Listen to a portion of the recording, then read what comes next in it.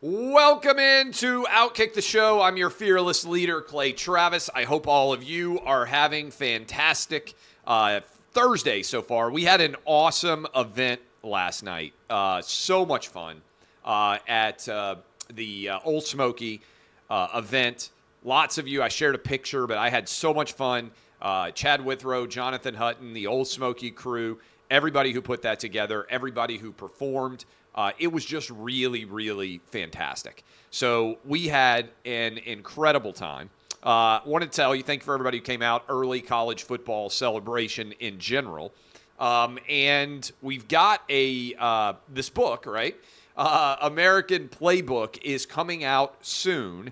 And I got a great lineup here for everybody out there. They have shared with me the list of where we are going. And we're going to close it out in Milwaukee. We're going to take over a theater the night before the Republican debate in Milwaukee. I've actually never been to Milwaukee before, so I'm looking forward to it. We're going to close out there. I will share with you, if I could pull it up right now, the list of book signings that we're going to be doing. Off the top of my head, in no particular order, we're going to be in the New York City area. We're going to be in Cleveland. We're going to be in Atlanta. We're going to be in Tampa, Florida. We are going to be, as I just mentioned, in Milwaukee. We're going to be in Houston, Texas. We're going to be in Salt Lake City, Utah. And I believe a couple of others on top of that. So we're going to hit, 9, 10, 12, whatever it is, different states for events. I'll also be doing one here in my hometown of Nashville.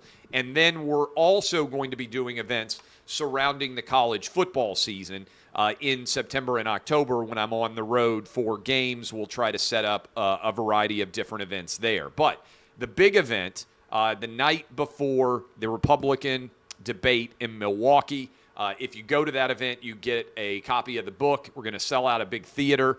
They're taking care of it. I can't wait. So I'll share the link of all the places that I'm scheduled to be over the next couple of weeks. This book will be out August the 8th, a little bit over 2 weeks from now. I cannot wait to get there. All right, several different things that I think we need to talk about. Yesterday, I discussed the IRS whistleblowers. Not surprisingly, buried on page 14 of the New York Times, barely covered, if at all, by CNN, MSNBC, all of the usual suspects there. But we got two more, what I would call blockbuster stories that have dropped today so far that I believe are incredibly significant. First of all, and this is the one that I've been talking about the most, the FBI knew that the Hunter Biden laptop was real. They have known that since November or December of 2019. But for the first time that I've seen, an FBI agent went under oath and told the House committee that they knew the Hunter Biden laptop was real. And this is important, they knew that even as they were asked by Twitter, by Facebook, by Instagram, by all of these different social media companies. When the New York Post story about Hunter Biden and the laptop came out in October, they knew the laptop was 100% real, and they elected not to tell those social media companies the truth. This is a big deal.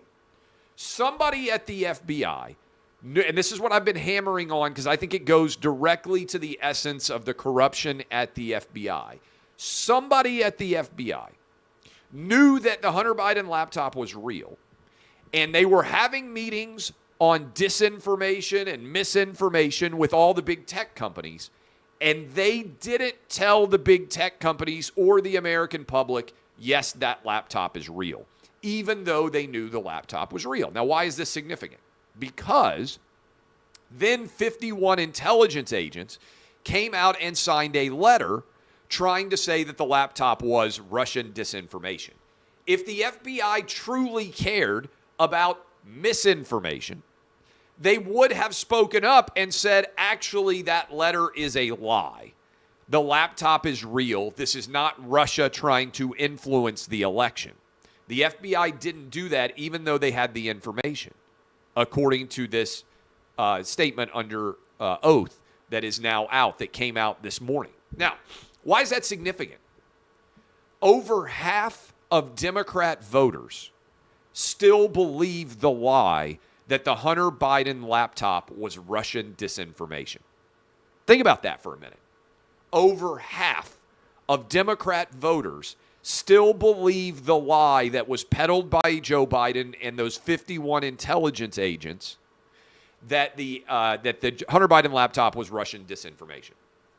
So this is, I believe, the FBI was complicit in allowing the Democrats in the 2020 election ongoing to now.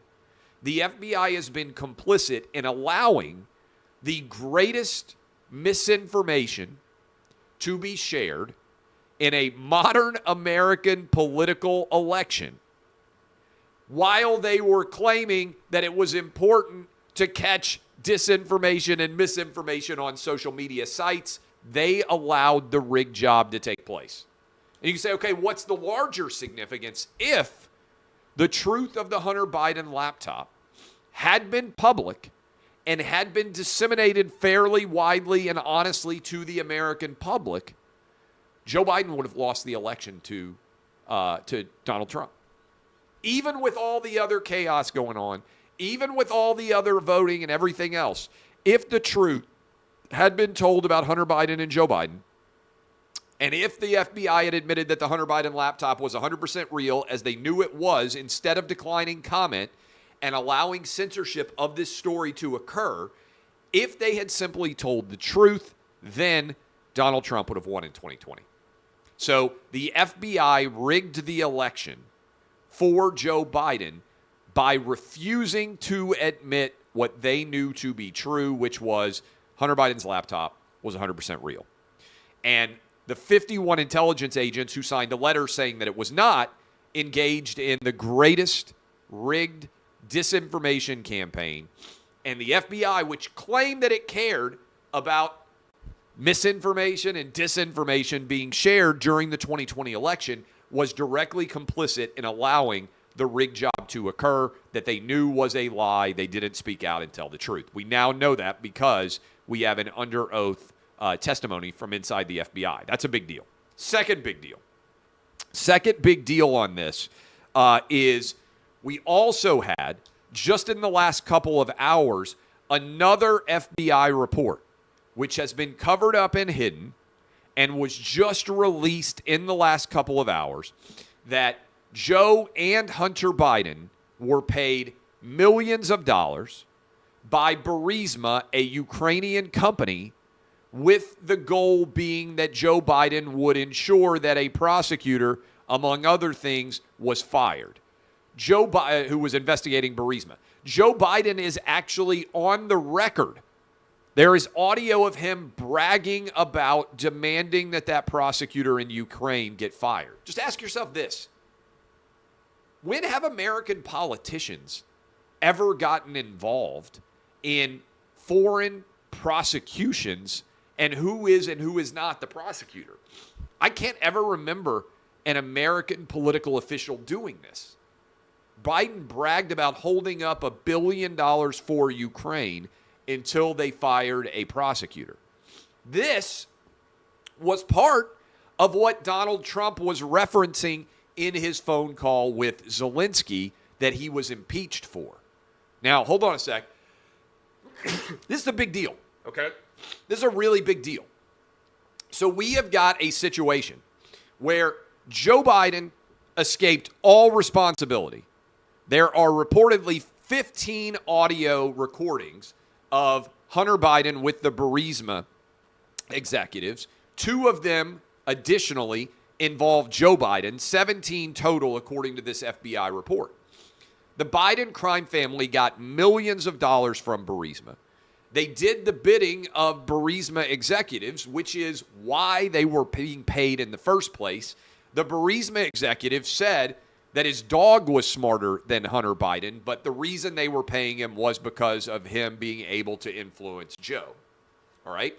So, millions of dollars in payments.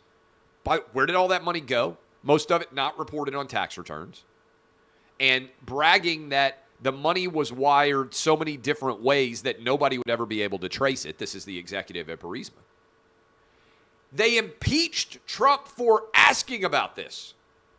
They didn't do anything to Joe Biden for actually doing it. Just think about how wild this is.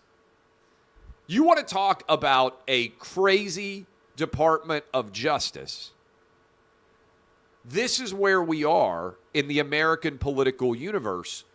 Donald Trump got impeached for asking Ukraine about illegal payments that were made to Joe Biden when he was vice president and to Hunter Biden, according to this FBI report. It's a big deal. Just tossing it out there. It's a big deal. If it were alleged, and I love to play this game because people's, it's hard to argue against it. How big of a story do you think it would have been if it was alleged that Donald Trump Jr. and Donald Trump got paid $10 million by shady Ukrainian business interests, bragged about refusing to give Ukraine $1 billion until a prosecutor was fired who was investigating the shady business that was paying you $10 million in the first place? Do you think maybe that might be front page story? It makes all of the Russia collusion, it makes every allegation against Trump look like child's play. We got who got to hold the document dispute in Mar-a-Lago. That's what Trump is. They're trying to put Trump in prison for the rest of his life. We've got one riot that was led by conservatives, by right-wingers, in a year where there were hundreds of riots that Kamala Harris tried to raise money for the rioters to get them out of prison, and they're trying to go after Trump for January 6th. No Democrat politician's been held accountable at all for any of the riots that took place all throughout the summer of 2020. All right? So all of this is crazy. What Joe and Hunter Biden did is what Democrats have been alleging that the Trump family did. The Bidens are guilty of everything they told you that the Trumps were guilty of. So these are two, I would say, bombshell revelations, which continue, in my opinion, to provide more credence and evidence for why next week the Hunter Biden plea agreement cannot be accepted. In no measure or magnitude is that a fair process that was followed. All right. It absolutely must be rejected. I saw Alan Dershowitz come out and say the same thing. He's obviously a much more skilled practitioner of legal arts than I am, but we have the same opinion. Next week, the judge in that case cannot accept the Hunter Biden plea deal. So that is what is going on right now. These are big stories. If you don't listen to Clay and Buck, if you don't read OutKick, if you don't watch these shows, a lot of people don't know. And that's why I keep harping on what's covered and what's not covered. Again, over 50% of Democrat voters think the Hunter Biden laptop is Russian disinformation. They just don't know the truth. And it's crazy to me. But that's what happens when the New York Times, the Washington Post, MSNBC, CNN, they won't cover this. They are protecting the Biden crime family. They treated Trump like he was Satan, like he was Hitler. And all of the things that they said about Trump, Biden's actually done, and they pretend that it's not going on. And a big reason why is because Democrats now favor censorship. They believe that if you say something that hurts someone's feelings, that potentially could be a crime. And I give tremendous credit to Robert F. Kennedy Jr., who the more I hear from, the more I like him. I would vote for Robert F. Kennedy Jr. for president. I would. There are lots of things that I disagree on with him on. But I care the most about any issue at all about the full First Amendment being a robust marketplace of ideas. That is my absolute focal point. It's a big part of the discussion in my book, American Playbook, is without a robust and uninhibited First Amendment, we don't have a free country. There are lots of people that I think have loony ideas on the left. I think reparations is absolutely insane. It is indefensibly dumb, in my opinion, for reparations to even be debated as a legitimate public policy.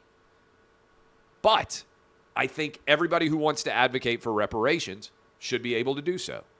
I think the idea of kids under the age of 18 getting gender reassignment surgery is absolutely barbaric and should not be permitted.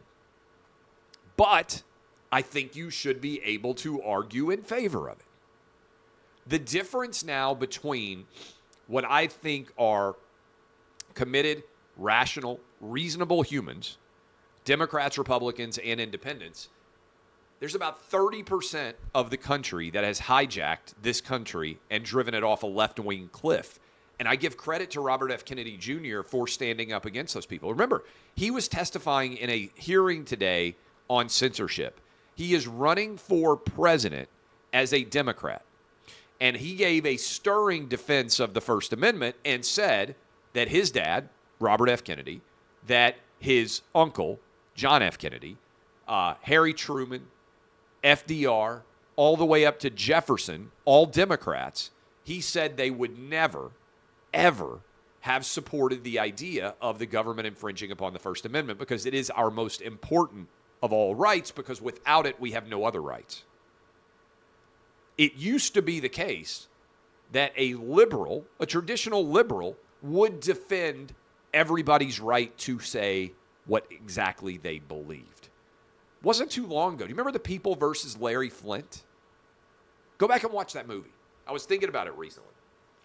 Woody Harrelson plays Larry Flynt.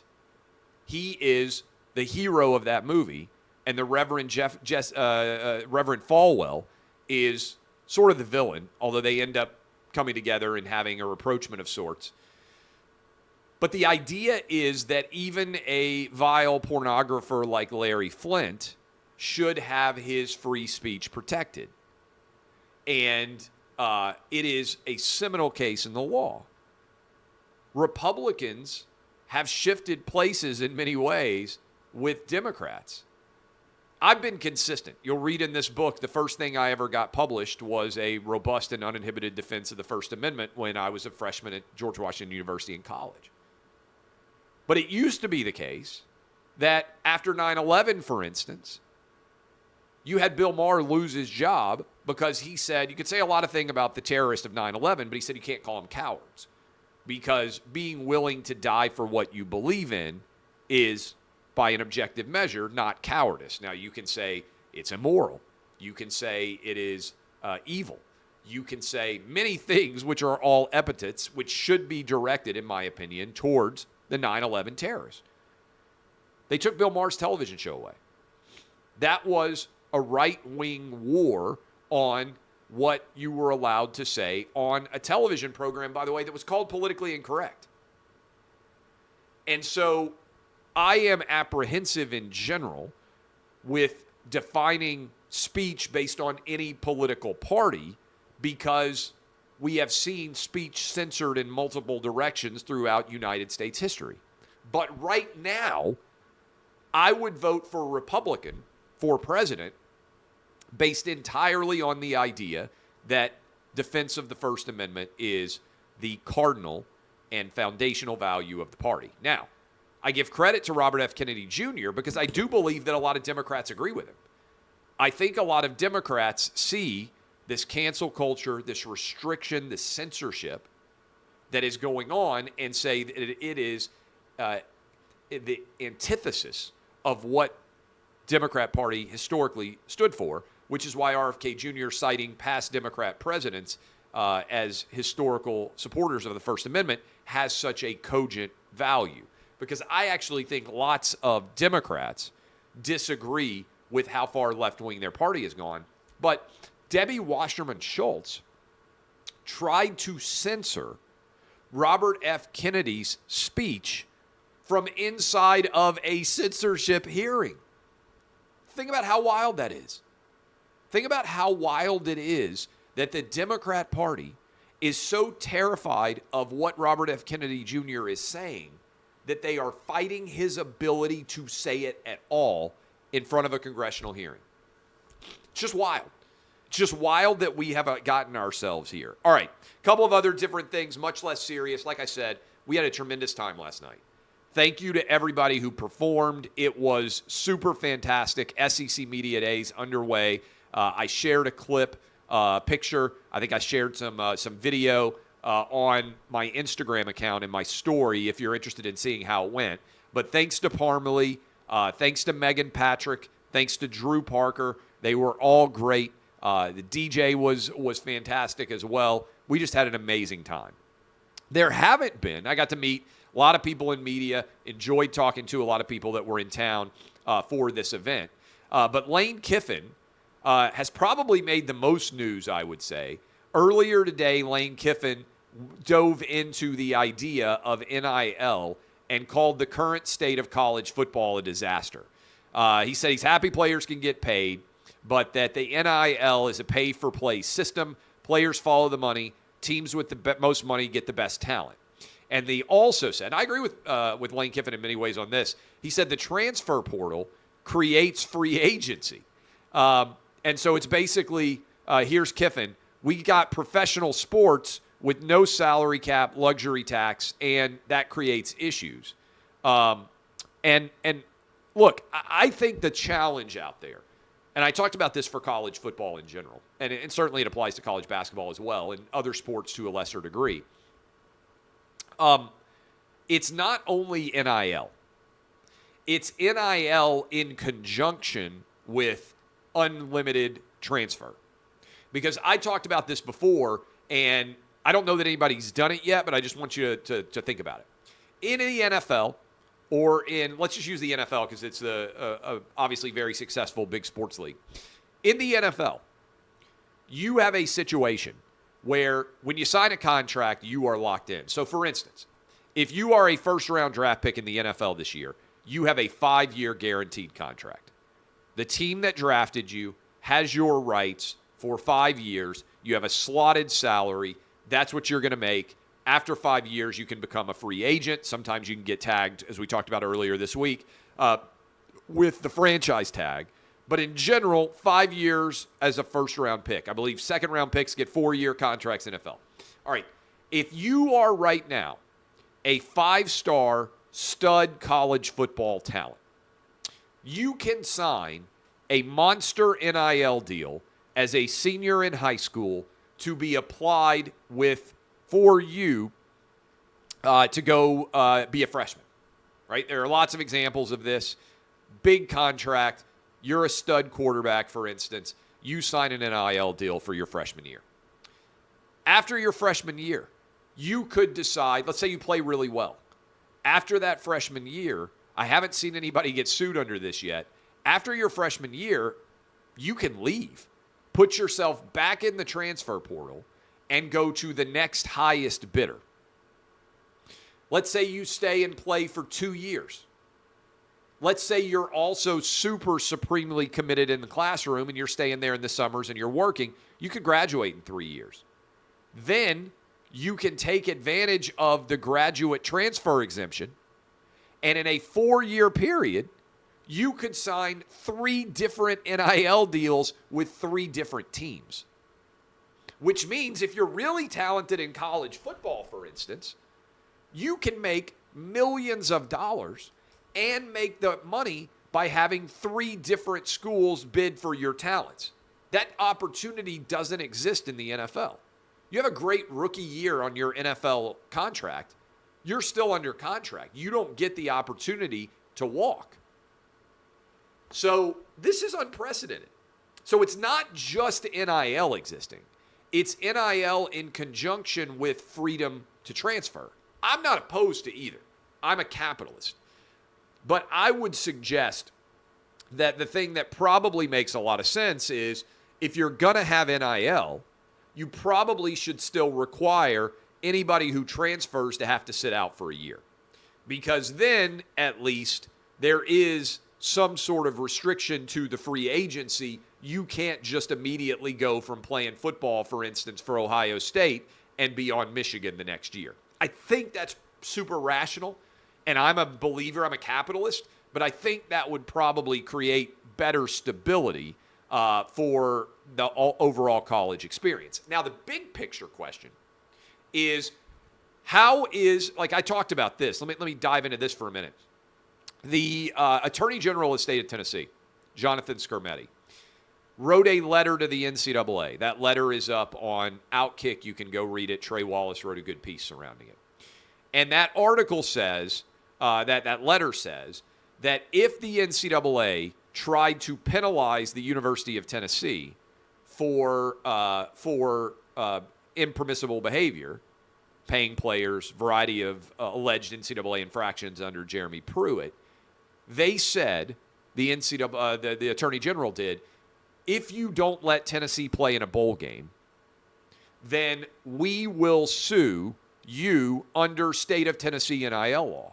This is a big deal. I know some of you out there listen and/or watch, and you're law students. This would be a heck of a law review article, because what you're now getting is 50 different states are passing their version of 50 different NIL laws, and they are saying that the state NIL law takes precedence over all NCAA rules.